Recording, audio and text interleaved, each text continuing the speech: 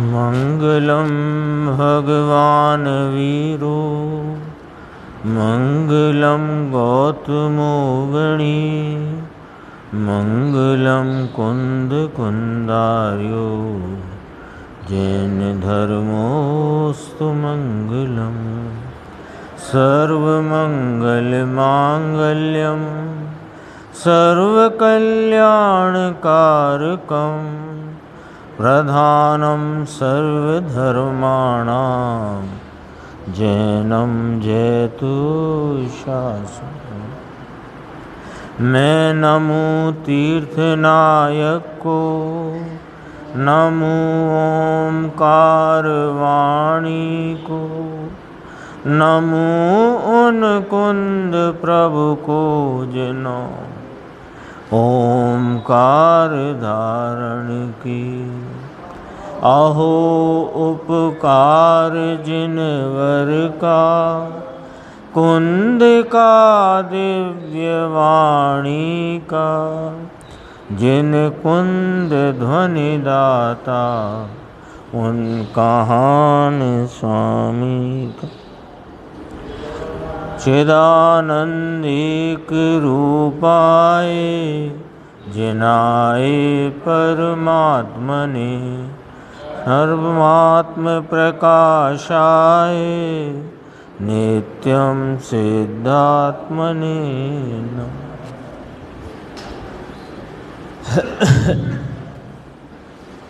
योगेंद्र देव कृत ये जो परमात्म प्रकाश नाम का ग्रंथ, इसकी 74 नंबर की गाथा की चर्चा अपनी चल रही है।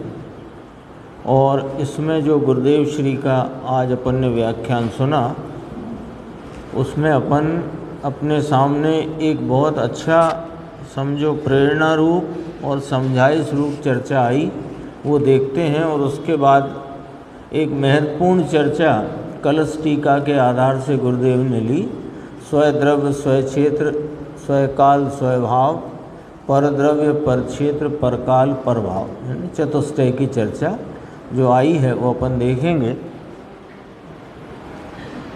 सदगुरु कहे सहज का धंधा, ये पेज नंबर है 406।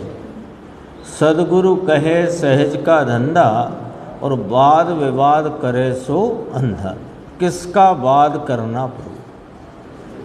तेरी अभिन्न वस्तु वह साधक और अभेद रत्नत्रय से ही प्राप्त होती है। साधक भाव नाम अभेद रत्नत्रय है ना। तेरी अभिन्न वस्तु प्राप्त होती है साधक रूप, अथवा कहो या और कहो अभेद रत्नत्रय के भाव से। निर्विकल्प निश्चय सम्यक दर्शन, निर्विकल्प सम्यक ज्ञान, स्वय संवेदन। सम्यक ज्ञान का अर्थ है स्वय संवेदन।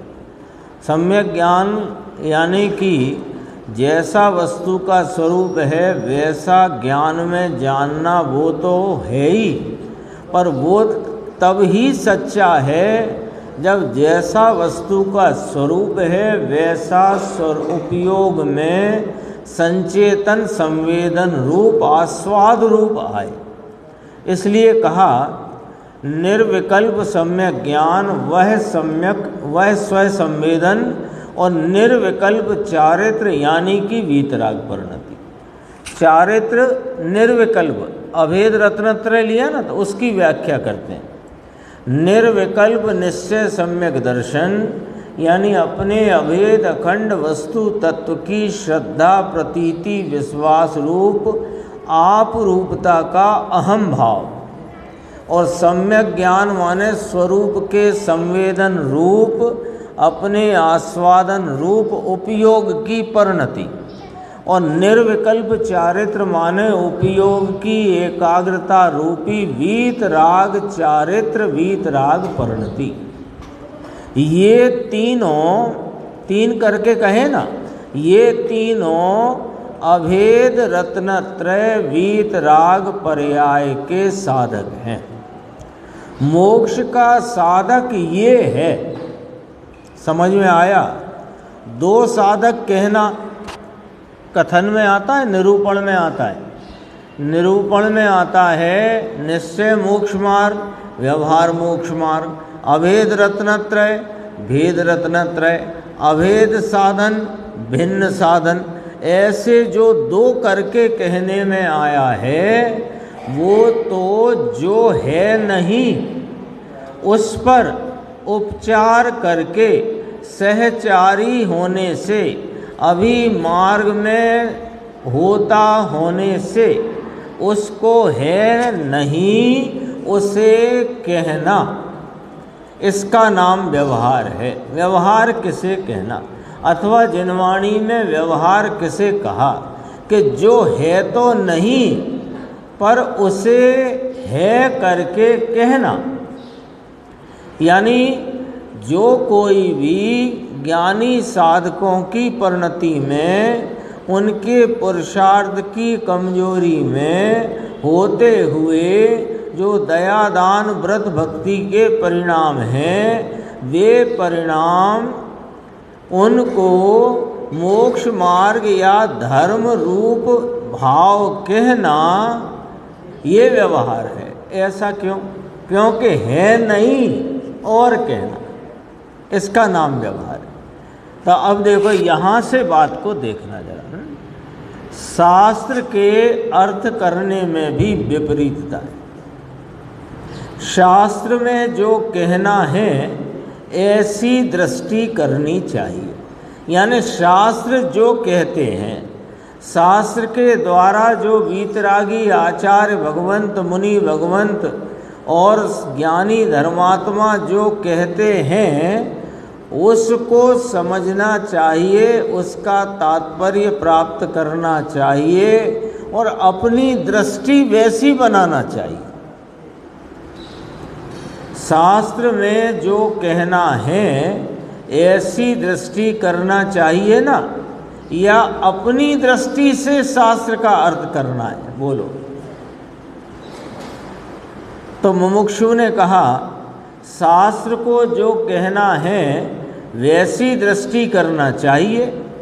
तो गुरुदेव श्री ने कहा हाँ, वैसी दृष्टि करना चाहिए जिस दृष्टि से भगवान संतों ने कहा वह दृष्टि लगाना चाहिए। अपनी कल्पना की दृष्टि नहीं लगाना चाहिए। तुमने कल्पना में शुभ राग पुण्य परिणाम आदि भाव को तुमने मोक्ष का मार्ग माना है। तुम्हारी दृष्टि में आचार्य भगवंतों और जिनेंद्र परमात्मा की दृष्टि में तो ये संसार मार्ग है, मोक्ष मार्ग तो है नहीं। और तुमने माना है, तुम्हारी दृष्टि में ये तुम्हारी कल्पना की दृष्टि, ये नहीं लगाना चाहिए। क्यों? क्योंकि चारों अनुयोगों का तात्पर्य वीतरागता। फिर मुमुक्षु ने कहा हम तो क्या करते हैं साहब, हम तो जो शास्त्र में लिखा है सो वही वाँचते, हमारी क्या गलती है इसमें?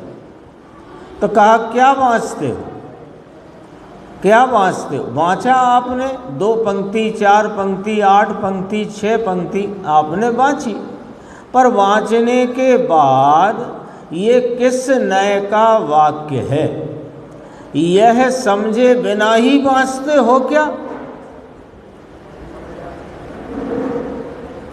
देखो क्या नए का है, किसके संदर्भ में है, यहाँ क्या कहना चाहते हैं, जिनेंद्र परमात्मा क्या कहते हैं, अन्य मत क्या कहते हैं, तात्पर्य क्या आता है, अभी कहेंगे। यही एकदम आई बात, ख्याल में आई। किस नए का वाक्य है यह समझे बिना ही कि कर्म का उदय उससे जीव को विकार होता है। शास्त्र में लिखा, हमने पढ़ा, कर्म के उदय के कारण अथवा कर्म का उदय जीव को विकार कराता है। ये जीव को रागादि विकारी भाव कर्मोदय से होते हैं। लिखा, हमने पढ़ा है साहब, वाचा। किस नए का वाक्य है ना? इसके में, इस नए में जाने के भी 4-5 बिंदु है। यदि ये व्यवहार नय का वाक्य है तो पहले निर्धारित करो कि ये व्यवहार नय का वाक्य है, अर्थात किसी का किसी पर उपचार किया गया है। किसका किस पर उपचार किया है, उपचार करने का हेतु कारण क्या है, और उपचार करके परमार्थ क्या बताया है। यहाँ तक जाओ तब तो एक ये नय का हिसाब पूरा होता है। ऐसा नहीं कि अरे लिखा है, हम लोग यही तो करते आए, अब तक हम लोग यही करते आए। क्या करते आए कि अपने जो मति कल्पना है, अपनी मति कल्पना में जो हमने मिथ्यात्व तो चला ही आया है अनादि से, और ऐसी ही मति कल्पना है मिथ्यात्व रूप, और वो जहाँ पुष्ट हो वो बात शास्त्र की पकड़ ली, और वो पकड़ करके फिर हम कहते हैं अरे वाह साहब वाह, फलाने ग्रंथ की फलानी गाथा निकालो, टीका निकालो, चौथी पंक्ति निकालो, देखो क्या लिखा है कि कर्म आकर के आत्मा के प्रदेशों में प्रवेश करते हैं, देखो लिखा है कि नहीं लिखा। तो यहाँ गुरुदेव अपने को समझाते हैं, देखो प्रत्येक गाथा में शब्दार्थ करना, फिर नयार्थ करना कि किस नय का वाक्य है, फिर आगमार्थ करना कि आगम की शैली ये है और अन्य मति की शैली ये है, और फिर भावार्थ करना यानी इस बात में सार रूपता अथवा की उपादेयता क्या है। उपादेय वीतराग भाव है, आपके वांचने के उपरांत शब्दार्थ नयार्थ आगमार्थ मतार्थ के उपरांत भावार्थ नाम सारभूत बात में वीतरागता निकली कि नहीं निकली। यदि वीतरागता नहीं निकली तो फिर शुरू से पढ़ो और देखो कि यहाँ अपने से पहले कहाँ चूक हुई। वीतरागता निकली कि नहीं, देखो उपादेय तो वीतराग भाव है, वीतराग भाव का उपादेय वीतरागी तत्व है। समझ में आया, इतना लिखा है। देखो ये समझाइश के रूप में आज चर्चा गुरुदेव की आई थी। फिर एक बात और आई थी, गुरुदेव ने कहा एकेंद्री से त्रस होना मुश्किल, त्रस में से पंचेंद्री होना मुश्किल, पंचेंद्री में मनुष्य होना मुश्किल, मनुष्य में जैन दर्शन में जैन संप्रदाय मिलना, जैन कुल मिलना मुश्किल, फिर सत्य बात सुनना मुश्किल और सुनकर जचना मुश्किल, जचकर अनुभव मुश्किल, अनुभव करने के बाद उसकी स्थिरता चारित्र करना और भी मुश्किल। आई ना बात। तो प्रश्न कर दिया कि जैन धर्म इतना कठिन है, कि जैन धर्म इतना सरल है, सरल है ना। इसको जरा ऐसे देखो, अनंती अक्षय अनंत जीव राशि में से हम निकल कर के यहाँ आर्य देश में जैन कुल में मनुष्य रूप में जन्मे, जैन धर्म जैन संप्रदाय मिला, सच्ची बात सुनने मिली, यहाँ तक हमारा पुण्य काम कर गया।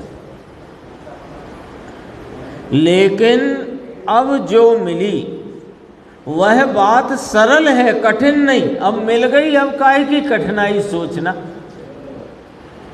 जब नहीं मिली उस तरफ से देखते हैं, जिनको नहीं मिली उनको यहाँ तक पहुँचना दुर्लभ से दुर्लभ है।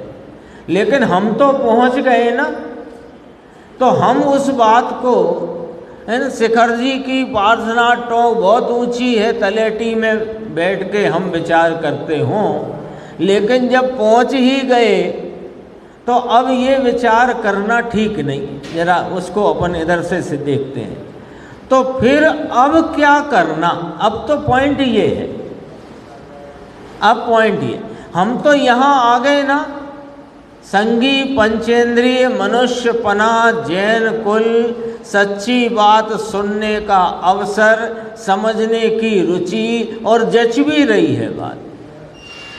अब क्या है कि अब तो बहुत सरल काम बचा है, अब बहुत सरल है, क्योंकि सच्ची बात सुनने मिली तो आपको यह तो ज्ञात हो ही गया होगा कि सत्य क्या है असत क्या है, और नहीं हुआ तो कर लो ज्ञात, सत्य क्या असत क्या। सत्य का आलम्बन लो, असत को छोड़ दो, सरल है, सरल है। सत्य सरल है, सहज है, सुगम है, सर्वत्र उसकी प्राप्ति है, श्रीमद् का वचन है। श्रीमद् का यह वचन है, सत्य सर्वत्र है, सरल है, अपना स्वरूप ही सत्य है। ये स्वरूप सत स्वरूप है। अरे ये सरल स्वरूप है, कठिनता कषाय में होती है क्योंकि वह विषम होता है। ये साम्य भाव स्वरूप है, साम्य भाव स्वरूप होने से सरल है ना। अंक यहाँ वो जरा याद करना, रेखा गणित होता ना, उसमें सरल रेखा और वक्र रेखा दो चलती थी ना, उसमें पढ़ी होंगी सबने। सरल माने समरूपता और वक्रता विषम रूपता। तो कसायों में है ये विषम रूपता, स्वभाव में तो समरूपता है। तो सरल हुआ कि कठिन? सरल है। बाहर में कहाँ खोजना है भैया, है ना, है ना, है, उसे स्वीकार करना है। उसमें दूसरी क्या चीज है, उसमें कठिनाई क्या है? कठिनाई क्या है बताओ? अपनी चीज अपने पास है, लाना नहीं, बुलाना नहीं, मंगाना नहीं, किसी से याचना करके नहीं लेना,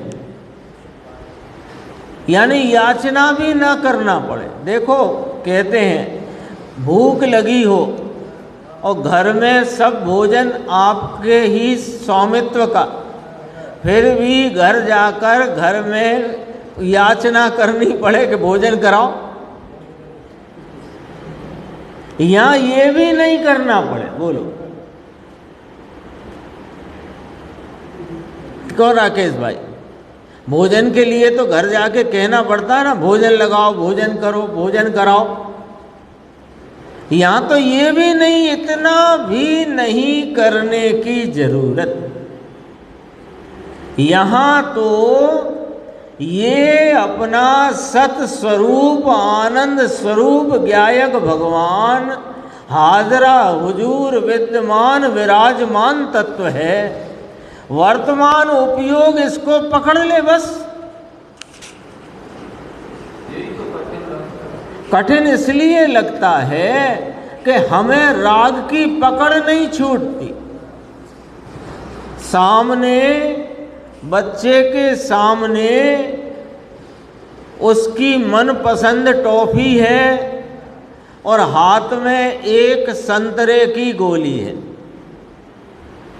या कंकड़ है।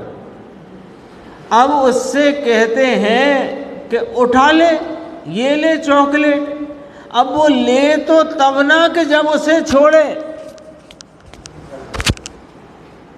वो सड़ी हुई संतरे की गोली के कंकड़ पत्थर, अब उसको क्या बच्चे को कि वो जो पत्थर या किसी की दी हुई वो छोटी मोटी चीज है उससे इतना प्रेम चल रहा है बच्चे को कि उसे छोड़ना नहीं चाहता और इसे भी लपकना चाहता है।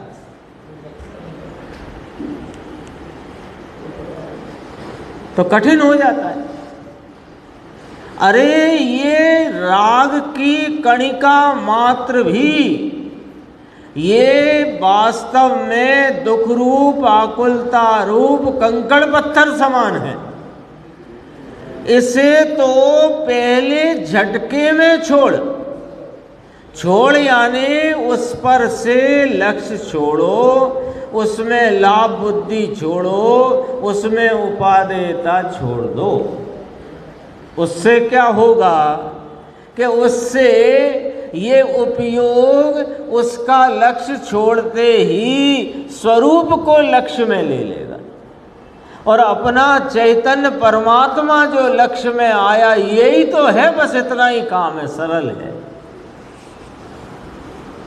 कठिन क्यों हो रखा है? कठिन इसलिए हो गया है कि जो अपना स्वरूप है नहीं, उसकी रुचि, उसका प्रेम इतना चल रहा है कि उस पर से उसकी हेयता आती नहीं, उस पर से लक्ष्य छोड़ने राजी नहीं, लक्ष्य छोड़ने राजी नहीं हो रहा है। देखो, अनादि अनभ्यास के कारण दुर्लभ कहा है, सरल। हाँ, है ना?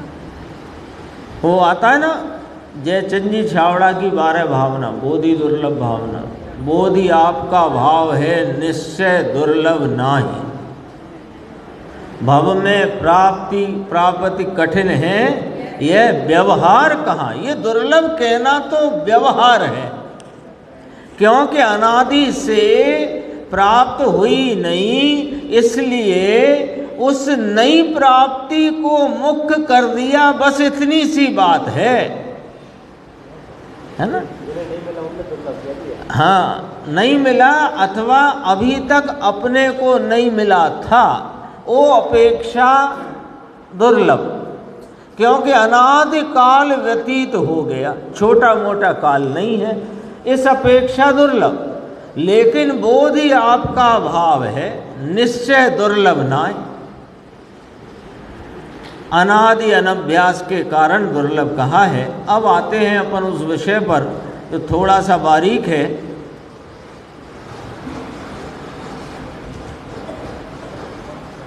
देखते हैं उसको भी। पेज नंबर है 410। देखो, थोड़ा इसमें एकाग्रता चाहिए होगी। हाँ, ये कुछ हो ही रहा है, उसमें से ही हो रहा है जरा, या तो वोल्टेज की वजह से होता है, क्या होता है? हैं? हाँ हाँ, क्या? हाँ, उसमें हाँ। नहीं, ये तो खिसखिसाहट आ रही है अभी, ये वोल्टेज की वजह। हाँ हाँ, ये देखो 410 पेज, थोड़ा ध्यान से सुनना, आवाज़ तो मिल रही होगी सबको। निश्चय से त्रिकाली वस्तु वह काल है। बात चलती थी काल द्रव्य है, ऐसा हमने द्रव्य संग्रह में 48 साल 54 साल पहले पढ़ा था, जब मुँहपत्ती में थे, ऐसा करके बहुत चर्चा चलती थी। इसमें से देखो, बात अपने को जो पकड़नी है, समझनी है कि निश्चय से त्रिकाली वस्तु वह काल है। क्या कहा कि त्रिकाली वस्तु वह स्वयकाल है, और एक समय की पर्याय वह परकाल है। जरा यहाँ से समझना शुरू करते हैं।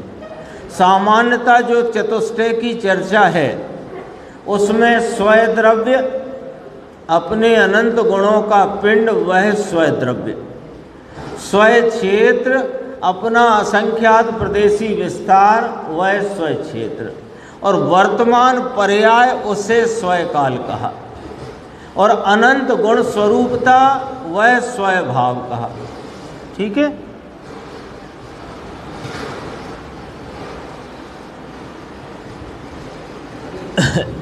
चलो, अपन तो बढ़ते जाते हैं आगे, फिलहाल उसका इलाज मुश्किल है, बाद में करेंगे। देखो, स्वय चतुष्टय, स्वय द्रव्य, अनंत गुणों का पिंड, असंख्यात प्रदेश विस्तार स्वय क्षेत्र, वर्तमान पर्याय वह स्वयकाल, और अनंत गुण स्वभाव वह स्वयभाव। ठीक है, सामान्य व्याख्या। अब यहाँ पांडे राजमल जी साहब ये जो 14 कलश आए स्यादवाद अधिकार के आचार्य अमृतचंद्र देव ने कहे, उसमें क्या कहते हैं? वो उसको जरा ध्यान में लेना है। स्वय द्रव्य अर्थात निर्विकल्प मात्र वस्तु, नहीं ऊपर पढ़ रहे थे ना अपन, हाँ ऊपर का, निश्चय से त्रिकाली वस्तु वह काल माने स्वयकाल। यहाँ स्वयकाल पहले क्या कहा था, वर्तमान पर्याय को स्वयकाल कहा, यहाँ त्रिकाली वस्तु को स्वयकाल कहा। और उसकी एक समय काल की सापेक्षता से पड़ने वाला जो पर्याय रूपी भेद है उसको परकाल कहा।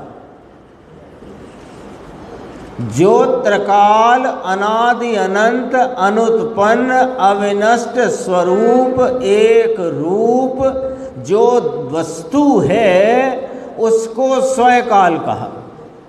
और एक समय की पर्याय उसको परकाल क्यों कहा कि काल की अपेक्षा से पड़ने वाला जो पर्याय रूपी भेद है वो भेद परकाल है और अभेद स्वरूप वस्तु स्वयकाल है या त्रिकाल वस्तु स्वयकाल है। ये बात आ गई है कलश टीका 252 कलश में। आगे देखो, स्वय द्रव्य आत्मा, स्वय द्रव्य अर्थात निर्विकल्प मात्र वस्तु। निर्विकल्प मात्र वस्तु माने जिस वस्तु की सत्ता में कोई भेद मात्र किंचित भी कल्पना में भी नहीं है भी नहीं, ऐसा जो वस्तु का अखंड अभेद स्वरूप वह स्वयद्रव्य। और स्वय क्षेत्र अर्थात आधार मात्र वस्तु का प्रदेश। देखो ये 8 कलश की चर्चा है और गुरुदेव ने बहुत संक्षेप में ली है, तो थोड़ी सी गाढ़ी तो है। ये 8 कलश में आई है चर्चा, 14 कलश है ना, तो तत् अतत् एक अनेक नित्य अनित्य 6 कलश तो ये और 8 कलश का माल ये।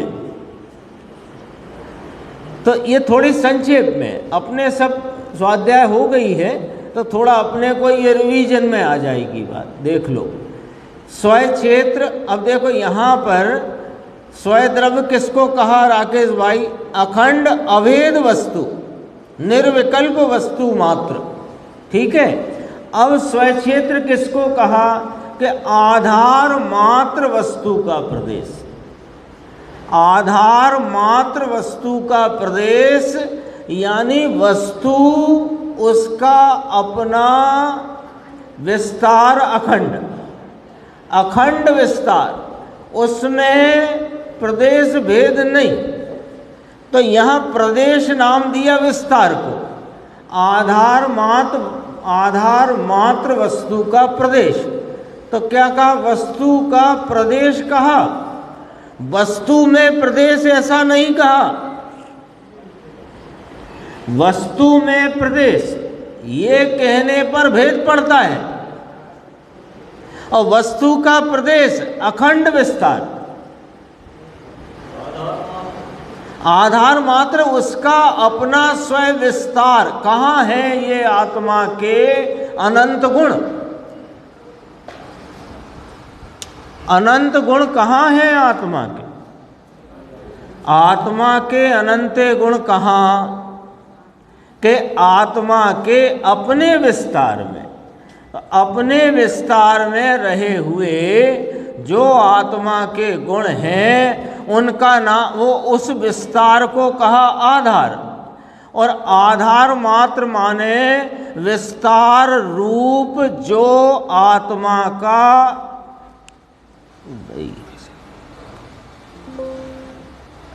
आ गया इधर से ही गया था, आधार मात्र जो वस्तु का प्रदेश। तो वस्तु का प्रदेश कहा, वस्तु में प्रदेश ऐसा नहीं कहा।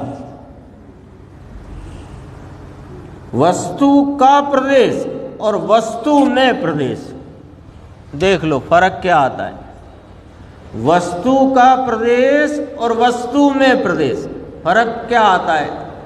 ये हाथ का क्षेत्र हाथ का क्षेत्र और हाथ में उसके ऐसे अपन कहे ना एक विस्तार, विस्तार में कितना कि 6 इंच बाई 6 इंच है ना, 36 वर्ग इंच।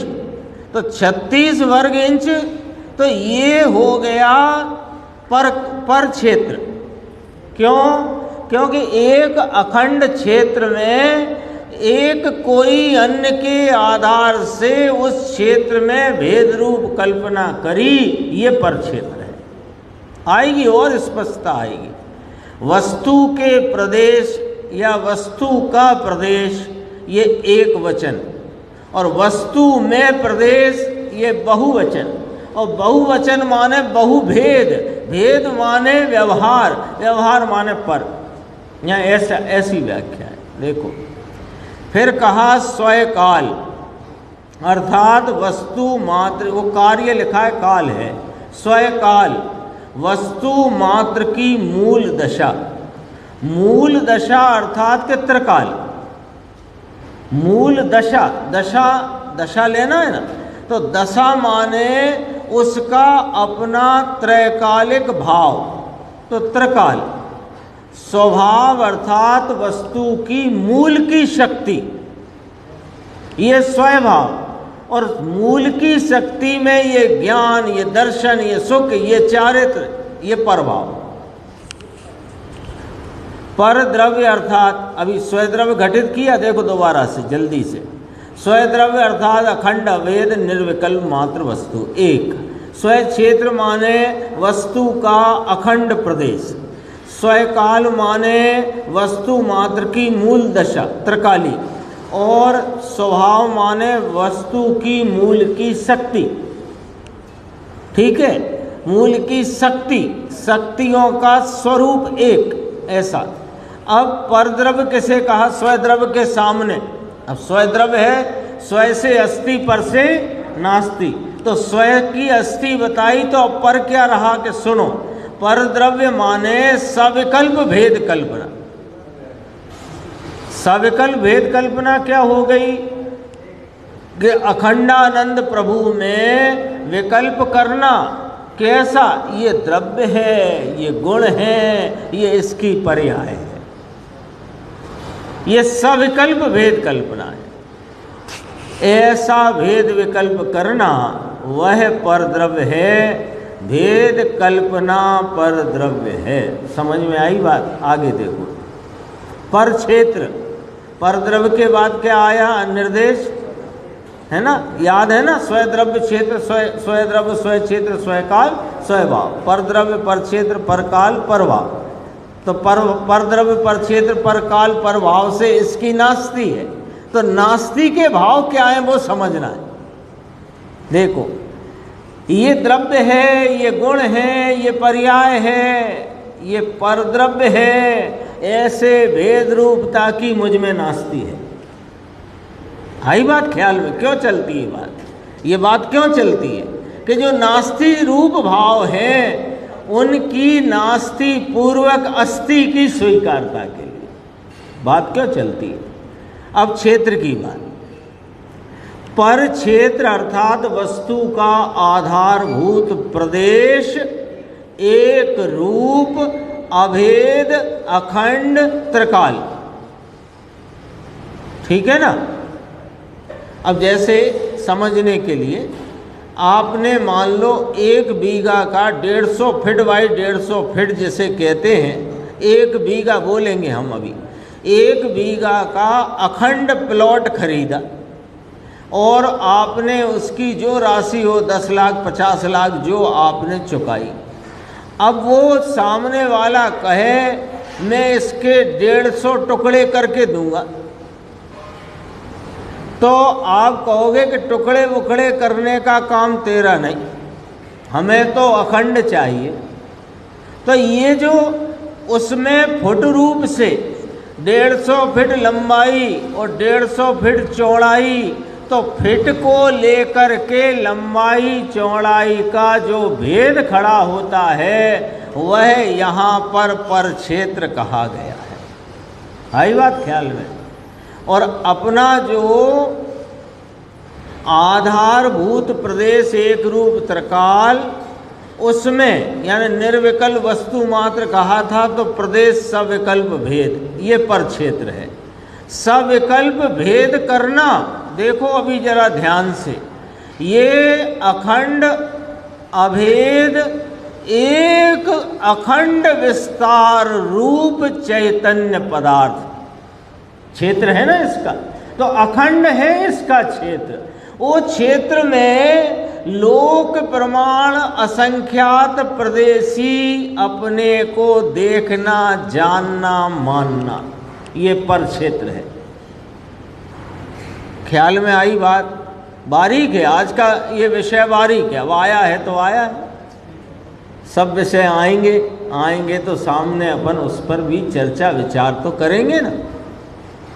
ख्याल में आया? सरल है, सरल ऐसे है कि कठिन करो मत, यहाँ सरल मान के समझो तो अभियान समझ में आएगा।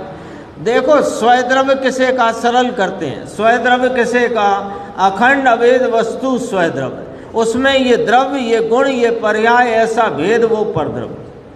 स्वय क्षेत्र अखंडानंद एक अखंड अभेद विस्तार, वह स्वय क्षेत्र, उसको लोक प्रमाण संख्यात प्रदेशी देखना, कहना, जानना, मानना, ये पर क्षेत्र हुआ। आगे बढ़ती है बात, ये भेद करना वह पर क्षेत्र है। कलश टीका में है, राजमल जी की टीका। लोगों को वांछन नहीं, स्वाध्याय नहीं, और बहुत कुछ समझने का अपनी तरफ से कोई प्रयास करना नहीं, समझाए उसकी सुनना पढ़ना नहीं, फिर कह देना निश्चय पक्ष की बात है, हमें क्या करना। अरे तुम्हें इसी से काम चलेगा, क्योंकि यथार्थ से काम चलता है कि अयथार्थ से। व्यवहार है परंतु आश्रय करने योग्य नहीं। देखो बहुत अच्छी दो पंक्तियां हैं।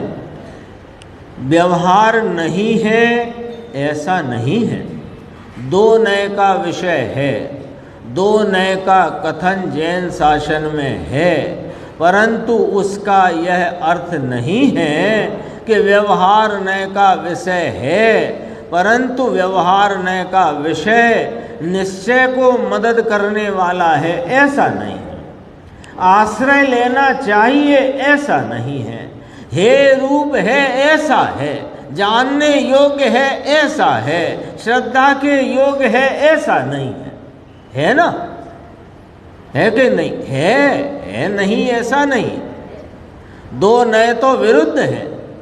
शुरू के ही कलश में आता है समय सार में, उभय नए विरोध ध्वंसनी, है ना? अब यहाँ देखो अपन आगे आते हैं, चतुष्टय को फिर घटाते हैं। ये जो दिख रहा ना हाईलाइटेड, चतुष्टय में नए काल वर्तमान की अवस्था है। देखो द्रव्य क्षेत्र की बात हो गई, अब काल को देखना। काल वर्तमान की अवस्था है और भाव त्रिकाल भाव है, ऐसा है। परंतु यहाँ तो अभेद लेकर त्रिकाल वस्तु को स्वयकाल कहा। सामान्यतः स्वयकाल किसे कहना? वर्तमान अवस्था को। जब स्वय चतुष्टय की बात करेंगे ज्ञान प्रधान शैली में, तो क्या बात आएगी?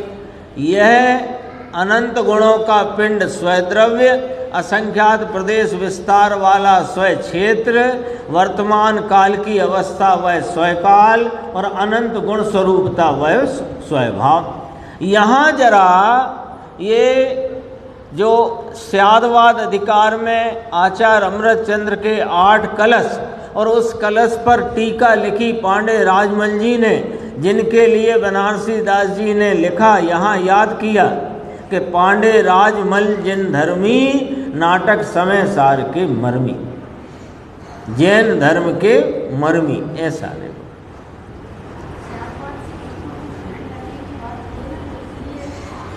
स्यादवाद के द्वारा वस्तु का यथार्थ स्वरूप जानकर किसका आलम्बन लेना और किसका नहीं लेना, ये बात एकदम गहराई से और पराकाष्ठा की बात यहाँ पर की कि अब जानने के संदर्भ से जब बात चलती है तो स्वय द्रव्य क्या, स्वय क्षेत्र क्या, स्वय काल, स्वय भाव, पर द्रव्य, पर क्षेत्र, पर काल, पर भाव जानने की अपेक्षा वहाँ तक अपने द्रव्य क्षेत्र काल भाव, अपने द्रव्य, अपनी गुण, अपने पर्याय, यहाँ पर द्रव्य से भिन्नता के लिए स्वय से अस्ति, पर से नास्ति।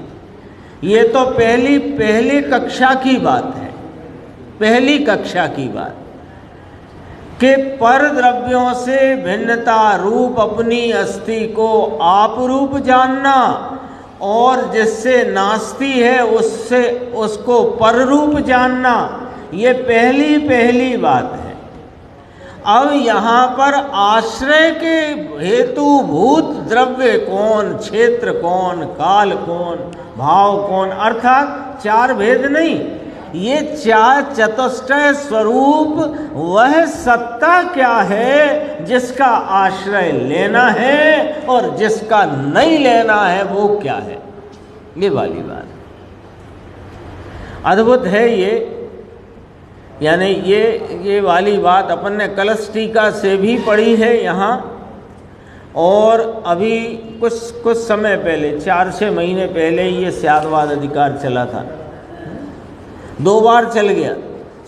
अभी क्या हुआ था पिछले वर्षों में, 1-2 वर्ष में सुबह अपनी सीढ़ी चलती थी समय सार की, तो वो भी चलता था, और दोपहर को जो अपनी चल रही थी वो भी समय सार चल रहा था। 2019 से चलता था, 2022 में पूरा हुआ था जो दोपहर को चलता था। तो ये सब बातें कई बार आ गई हैं सामने। देखो अभी क्या कहते हैं, काल वर्तमान की अवस्था है, भाव त्रिकाल भाव है, परंतु यहाँ तो अभेद लेकर त्रिकाल वस्तु को स्वय काल कहा, एक समय की पर्याय को यहाँ परकाल कहा। लो परकाल किसको कहा निर्देश भाई? तो निर्मल पर्याय को परकाल कहेंगे कि स्वयकाल कहेंगे? सम्यक दर्शन परकाल हुआ कि स्वयकाल हुआ? केवल ज्ञान परकाल के स्वयकाल? सरल है ना बात, सरल है, फार्मूला रखो अपने पास, सब सरल है।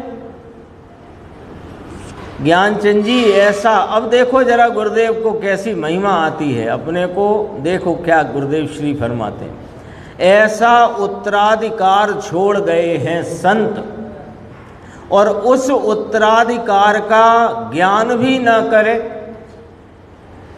पिता कुछ पूंजी छोड़ जाए तो लड़के एकदम पैसा ले लेते हैं, उन्हें निकालने से पहले यानी अंतिम संस्कार के पहले चाबी वाबी ले लेते हैं। चाबी ले ले, चाबी कहाँ है? चाबी बताओ, चाबी कहाँ है? चाबी।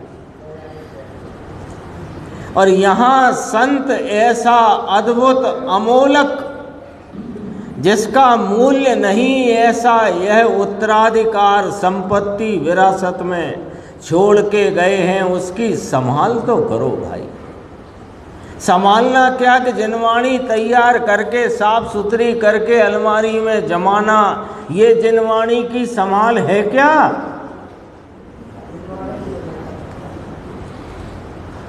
हम तो बिल्कुल बराबर हर 6 महीने में सब पूरा साफ सुथरा जो जिल्द है वो भी, वो अच्छा है, वो अच्छी बात है, वो तो चाहिए ही।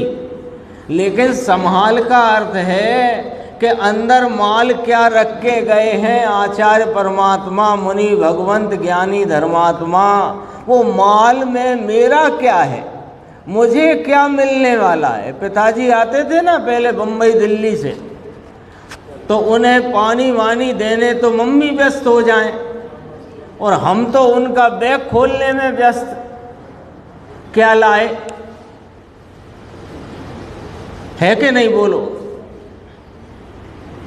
और यहाँ पर जिनवाणी आई हो, अभी रखो फुर्सत से देखेंगे। सच में ये अपनी कितनी, अपन से कितनी उपेक्षा हो जाती है सहज भले में। हम ये नहीं कह रहे कि कोई करना चाहता है, पर सहज भले में कितनी उपेक्षा हो जाती है, ये थोड़ा विचार में लेना चाहिए। देखो क्या कहा ये अवस्थांतर भेद रूप कल्पना, इसका नाम परकाल। गजब बात है, परकाल तो यहाँ है नहीं, परकाल तो यहाँ है नहीं। यहाँ कहाँ से आया परकाल? जो स्वचतुष्टय पर चतुष्टय अस्ति नास्ति करा, वहाँ कहाँ से आया परकाल? लेकिन यहाँ एक समय की अवस्थांतर, एक समय की वर्तती पर्याय का भेद, वह परकाल है। तो उसका क्या करना कि लक्ष्य छोड़ना। क्यों? मेरे में नास्ति है, उसकी मुझ में नास्ति है, एक समय के पर्याय भेद की नास्ति है। मेरे वो उधर से लक्ष्य छोड़ना। समझ में आया? परकाल की तो यहाँ बात ही नहीं करते। कौन से परकाल की? राग रूपी परकाल, निमित्त रूपी परकाल, उसकी तो यहाँ बात ही नहीं करते, है ना। द्रव्य की मूल की अवस्था, अवस्था शब्द से वस्तु हो, यहाँ पर अवस्था शब्द से पर्याय नहीं। त्रकाल अवस्थ, वस्तु त्रकाल अवस्थ, वह अवस्था। वस्तु अवस्थ है ना, तो अवस्थ को यहाँ अवस्था कहा। और एक समय की द्रव्य की पर्याय, उसे यहाँ परकाल कहा। देखो, परकाल द्रव्य की मूल की निर्विकल्प अवस्था में अवस्था भेद कल्पना परकाल है। और है थोड़ा नीचे देखना। अब आया परभाव, हो गया, परद्रव्य हो गया, पर क्षेत्र की बात हुई, परकाल की बात हुई, अब परभाव। परभाव किसे कहते हैं? अब जरा ध्यान से सुनना है, क्योंकि स्वभाव का आलम्बन लो, स्वभाव का आलम्बन लो, ये बात चलती है ना, रोज चलती है। स्वभाव का आलम्बन लो, तो स्वभाव क्या, ये भी जानना जरूरी है। तो किसका आलम्बन नहीं लेना, वो जानना भी जरूरी है। परभाव, ठीक है ना। इसलिए परभाव किसे कहा कि पर द्रव्य का परभाव, ये वाली बात नहीं है यहाँ पर, है ना। ये निमित्त का, ये टेबल का स्पर्श रसगंध वर्ण, ये शरीर का स्पर्श रसगंध वर्ण, ये परभाव। द्रव्य कर्म का स्पर्श रसगंध वर्ण, ये परभाव। द्रव्य कर्म की प्रकृति रूप उसके प्रभाव, ना ना ना। अरे यहाँ तो राग देश भी प्रभाव नहीं गिना, तो स्वभाव गिना के। अरे कैसी बातें करते हो कोई कहने लग जाए, देखो यहाँ पढ़ोगे तो ऐसा ही आएगा, राग का प्रभाव ये नहीं, अच्छा तो राग स्वभाव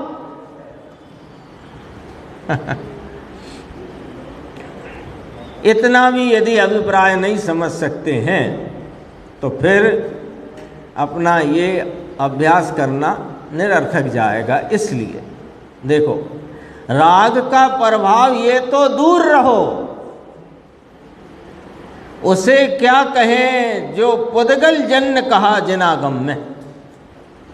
पुद्गल जन्य कहा, पुद्गल कर्म जनित पुद्गल जन्य, ऐसा मत मान लेना पुद्गल करता है वो वहाँ, लेकिन स्वभाव से नहीं होते इसलिए पुद्गल करता, ये वाली बात है। उसको अभी साइड करो, बस यहाँ पर आ जाओ।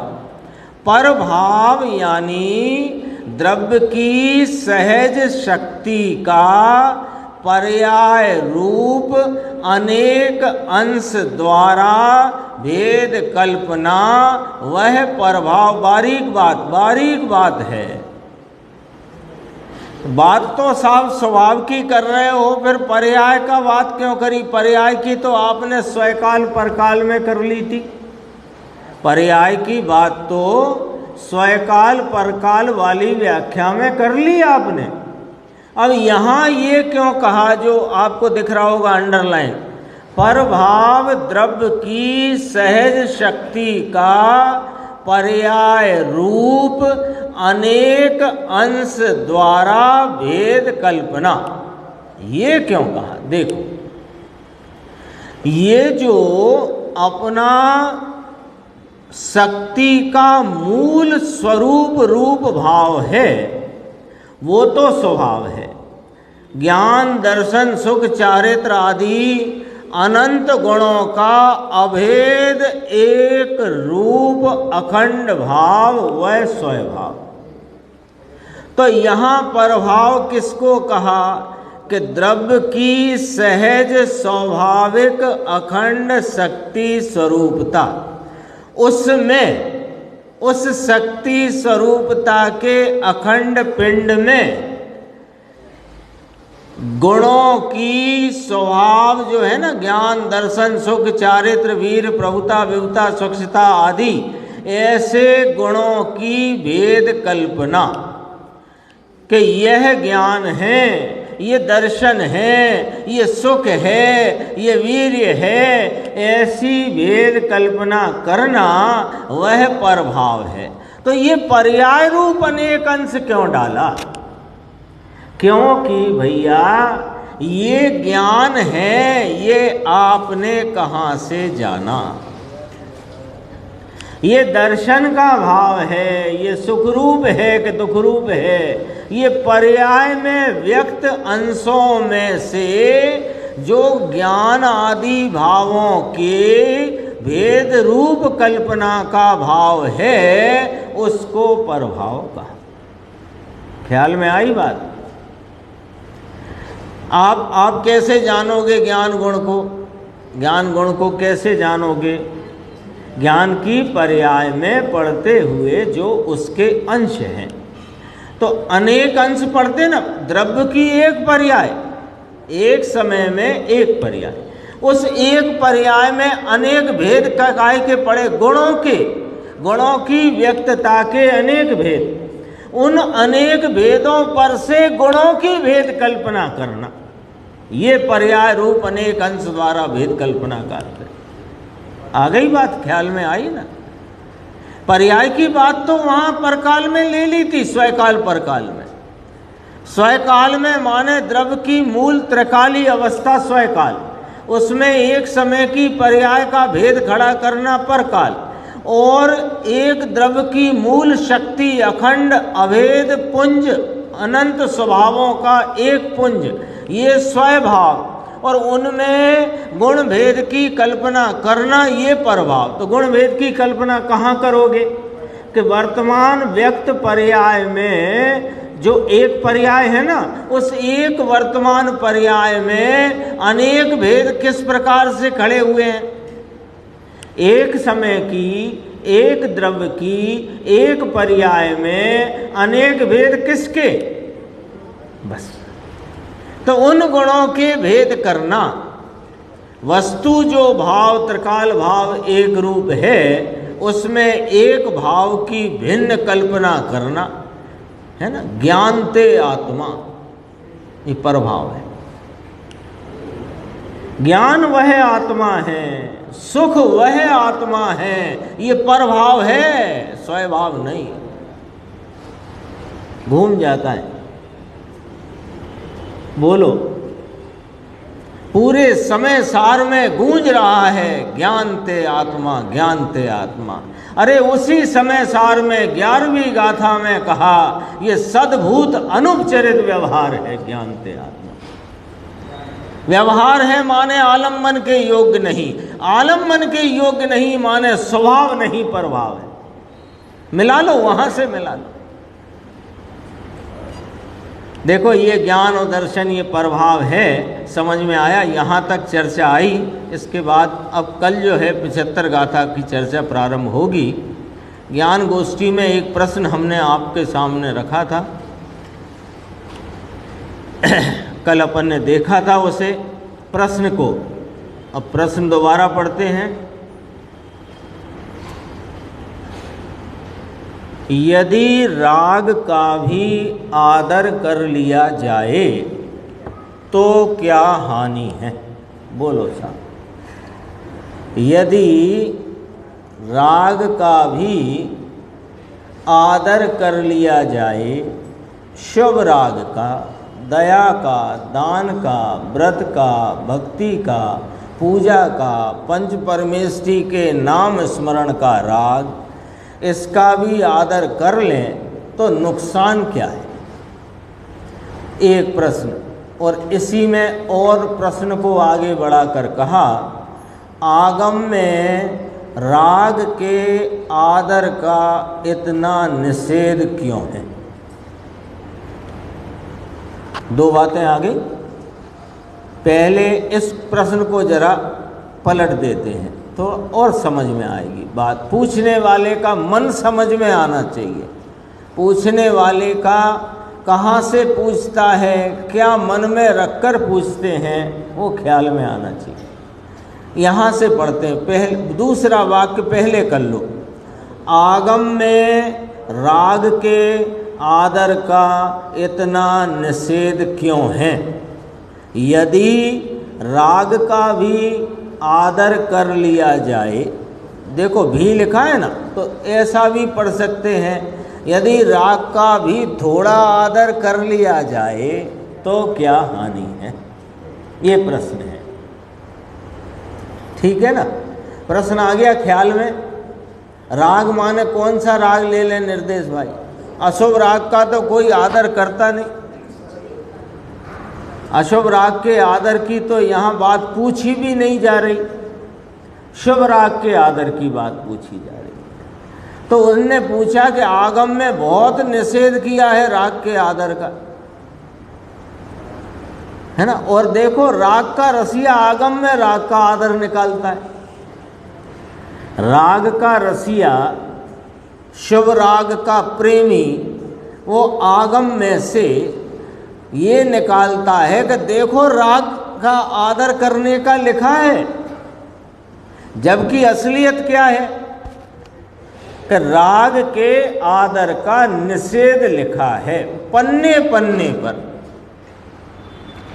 यदि जिस ग्रंथ के, जिस शास्त्र के, जिस टीका में यदि राग भाव का पोषण आता हो, राग के आदर की बात इसमें तात्पर्य रूप से खिलती हो, तो समझना वह शास्त्र जिनेंद्र परमात्मा का नहीं है। जिनेंद्र परमात्मा के शास्त्र में नियम से वीतरागता का ही पोषण होता है। तो इसी ये बात रख करके पूछा उसने, आगम में राग के आदर का इतना निषेध क्यों है। क्योंकि अपने को तो उसका प्रश्न ही अटपटा लगे। महावीर भाई साहब कैसा लगे अटपटा कि लेओ साहब ये कह रहे हैं आगम में आदर क्या, राग का आदर करने का निषेध है, उसमें तो राग करने क्या सब जगह। देखो हर अनुयोग से समझना चाहिए। चरणानुयोग में राग के आदर की बात करी है, द्रव्यानुयोग में निषेध किया है, तो थोड़ा निषेध भी करो, थोड़ा आदर भी करो, तब तो चारों अनुयोग को साथ लेकर चलना हुआ। चारों अनुयोगों को साथ लेकर चलने का तात्पर्य यह है कि सब में से वीतरागता वीतरागता वीतरागता होनी चाहिए। ऐसा चरणानुयोग राग के पोषण करते ही नहीं, तुम्हें गलत फहमी है। देखो अभी उत्तर, राग का जहां आदर है वहां वीतराग स्वभाव का अनादर है। मूल बिंदु राग का जहां आदर है वहां वीतराग स्वभाव का अनादर है, और जहां वीतराग स्वभाव का अनादर है वहां उस वीतरागता को प्राप्त सर्वज्ञता के साधक साधुओं का तथा उसके प्रतिपादन करने वाले शास्त्रों का भी अनादर है। देखो सामने पूरी की पूरी बात 3 लाइन में सामने रख दी गुरुदेव श्री ने। राग का जहां आदर है वहां वीतराग स्वभाव का अनादर है, और जहां वीतराग स्वभाव का अनादर है वहां वीतरागता को प्राप्त सर्वज्ञता के साधक साधुओं का और वीतरागता का प्रतिपादन करने वाले शास्त्रों का भी अनादर है। वीतराग देव गुरु शास्त्र की आज्ञा तो वीतराग भाव की ही पोषक है। पोषक जानते ना, पुष्ट करने वाली। उसके बदले अब यहां से लाइन पकड़ना, यहां से वीतरागी देव गुरु शास्त्र की आज्ञा तो वीतराग भाव की ही पोषक है।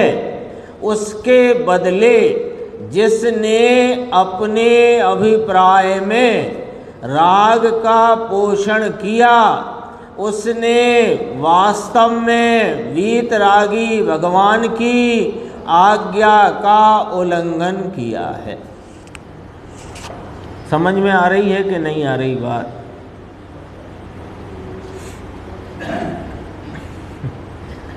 साफ है कि नहीं? उलझन तो नहीं है कोई इसमें? ये जो बात सामने आई है उलझन तो नहीं है कोई? मुकेश भाई, कोई उलझन लग रही है क्या?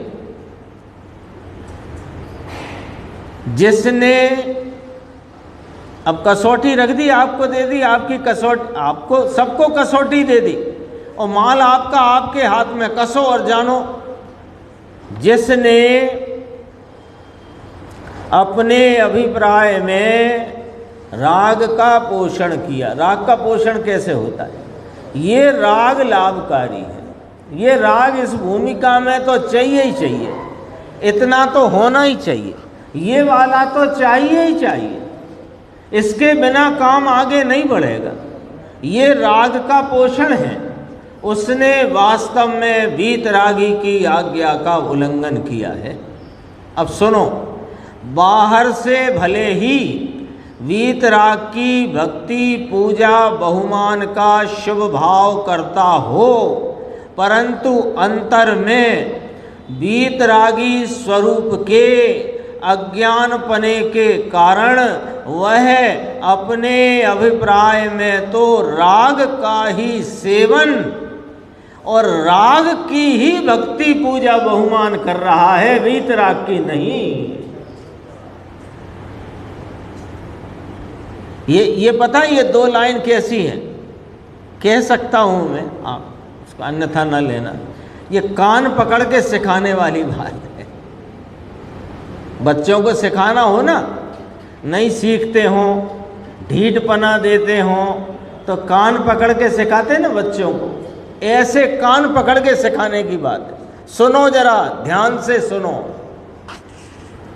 बाहर में भले ही वीतरागी भगवान, वीतरागी गुरु, उनके शास्त्र, उनकी भक्ति, उनकी पूजा, उनके बहुमान का शुभ भाव वर्तता हो, परंतु अंतर में इस वीतरागी स्वरूप के अज्ञानपने के कारण वह अपने अभिप्राय में तो राग का ही सेवन कर रहा है और वास्तव में ऊपर क्या लिखा था? वीतराग की भक्ति पूजा बहुमान।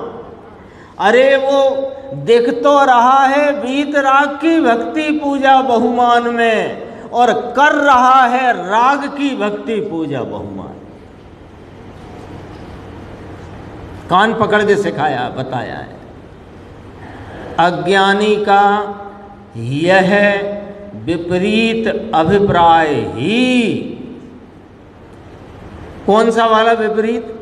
अपने स्वरूप को समझे बिना, जाने बिना, वीतरागता के पोषण को न करके राग के पोषक भाव में रहता हुआ भले शुभ भाव रूप पंच परमेष्टियों के नाम स्मरण भक्ति पूजा करता हो, लेकिन वह अभिप्राय में राग का सेवन और राग की भक्ति पूजा और बहुमान कर रहा है।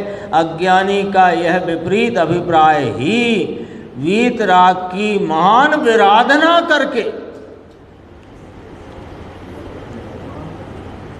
देखो भैया संभल करके सुनना, लगा पड़ा है आराधना में, दिखाई दे रहा है वीतरागता की आराधना में, और वीतराग भाव के पोषण को छोड़कर, वीतराग स्वरूप को छोड़कर राग की पुष्टता में, राग की उपादेयता में, राग की लाभ बुद्धि में, राग की हित बुद्धि में वर्तता हुआ राग की भक्ति पूजा बहुमान कर रहा है और वीतराग भगवान की महान विराधना कर, विराधना। पढ़ो पढ़ो, अभी तो पूरा पढ़ो, है ना। जमीन तले, वो क्या पैर तले की जमीन निकल जाए वो वाली बात है। देखो, एक छोटी सी राग में उपादेयता रख कर के हम अनंत काल से पीड़ा उठाते आए हैं, और अब जब वीतरागी देवशास्त्र गुरु और उनके आराधक धर्मात्मा मुनिराज आदि वे सब जब ऐलान कर कर के कह रहे हैं और तब भी हमारी समझ में नहीं आ रही हो, तो फिर तो वही बात है, कोड़ी को कोई अमृत पान कराए वाली बात। आता है ना, वो पंडित जी ने लिखा है उदाहरण, सबको पता है, अपन तो ये लाइन पढ़ते हैं। देखो, वीतराग की महान विराधना करके अमाप पाप का, क्या लिखा है, अमाप पाप का बंध करता है। ऊपर तो कह रहे थे शुभ भाव करता हूं, वो शुभ भाव के काल में कदाचित थोड़ा बहुत पुण्य बंध जाता है, लेकिन मोटा पाप माथे लेकर घूम रहा है। अज्ञानी का यह विपरीत अभिप्राय ही वीतराग की महान विराधना करके अमाप पाप का बंध करता है। इसका विचार जगत के जीवों को नहीं है, तो करना चाहिए, विचार करके निर्णय करना चाहिए। शेष चर्चा आगे।